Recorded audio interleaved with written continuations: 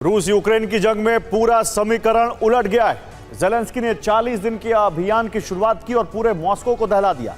यह हमला सिर्फ रूस को यूक्रेन की तरह खंडहरों का देश बनाने के लिए नहीं किया गया, बल्कि रूस को अंदर तक तोड़ने के लिए किया गया। यानी ठीक वही रणनीति ज़ेलेंस्की ने भी अपनाई है जिसे पुतिन छोड़कर आगे बढ़ चुके थे। रणनीति है रूस की अर्थव्यवस्था को ध्वस्त करना। और हैरानी की बात यह है कि इस रणनीति के पीछे ज़ेलेंस्की ने एक बड़ा मास्टर स्ट्रोक भी खेला है। अब क्या है वो मास्टर स्ट्रोक, आइए आपको इस रिपोर्ट में दिखाता हूं। इसलिए यूक्रेन स्वार्म ड्रोन हमले कर रहा है।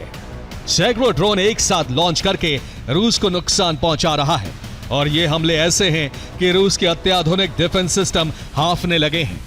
दरअसल यूक्रेन ने सितंबर 2025 से ही रूस की अर्थव्यवस्था ध्वस्त करने का अभियान शुरू किया है। इसलिए रूस की 10 बड़ी तेल रिफाइनरियों का चुनाव किया, जिसमें से 8 पर प्रहार करने में कामयाब रहा।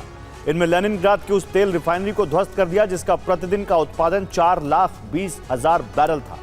ऐसे ही 2,50,000 बैरल प्रतिदिन उत्पादन करने वाली मॉस्को ऑयल रिफाइनरी को भी ध्वस्त कर दिया। रियाजान ऑयल रिफाइनरी के 3,40,000 बैरल प्रतिदिन के उत्पादन को भी यूक्रेन ने ठप कर दिया। यूक्रेन के हमले में यारोस्लाव की तेल रिफाइनरी का 3 लाख बैरल प्रतिदिन का उत्पादन भी बंद हो गया। ऐसे ही कोस्तोवो की तेल रिफाइनरी का 3,40,000 बैरल प्रतिदिन उत्पादन ठप है। निजनी नोवगोरोद की तेल रिफाइनरी का 3 लाख बैरल प्रतिदिन उत्पादन भी बंद हो गया। पर्म में की लुकोइल रिफाइनरी का 2,70,000 बैरल प्रतिदिन का उत्पादन बंद है।